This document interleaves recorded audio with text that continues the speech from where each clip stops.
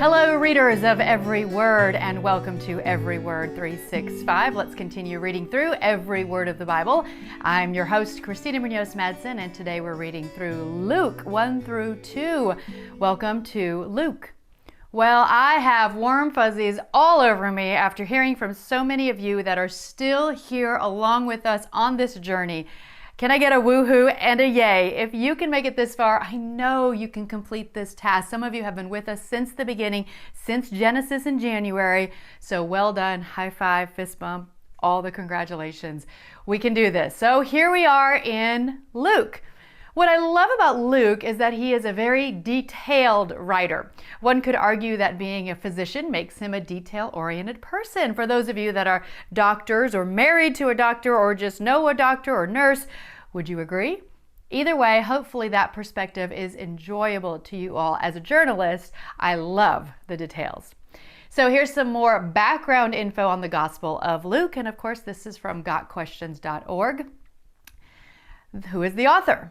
The Gospel of Luke does not identify its author from Luke 1 through 4 and Acts 1 through 3. It is clear that the same author wrote both Luke and Acts, addressing both to most excellent Theophilus, possibly a Roman dignitary. The tradition from the earliest days of the church has been that Luke, a physician and a close companion of the Apostle Paul, wrote both Luke and Acts. This would make Luke the only Gentile to pen any books of scripture, which I think is so cool because we are all Gentiles, those of us that are not Jewish. The date of the writing? Well, Luke, the Gospel of Luke, was likely written between AD 58 and 65. The purpose of the writing. As with the other two synoptic Gospels, Matthew and Mark, this book's purpose is to reveal the Lord Jesus Christ and all he began to do and to teach until the day he was taken up to heaven. The Gospel of Luke is unique in that it is a meticulous history, an orderly account, like it says in Luke 1:3, consistent with Luke's medical mind, often giving details the other accounts omit.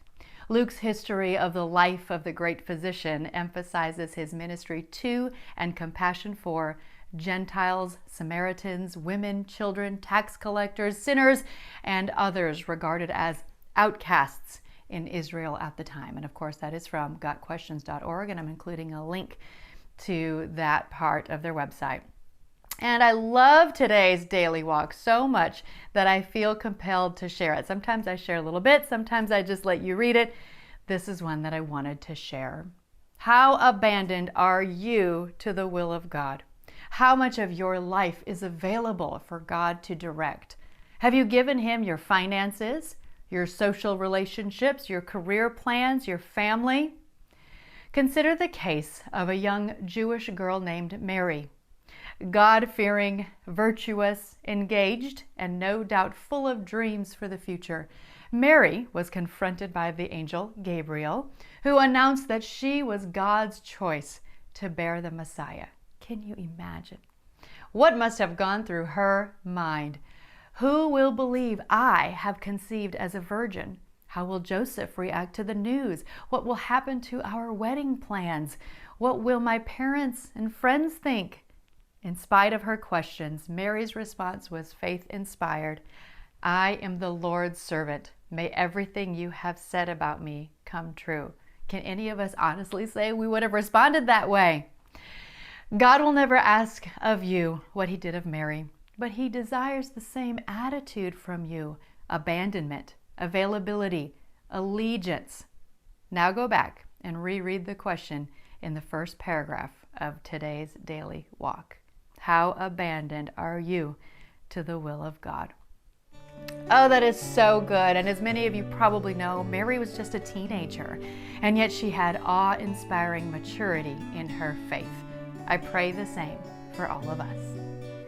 Tomorrow is Luke 3 through 6. Happy reading.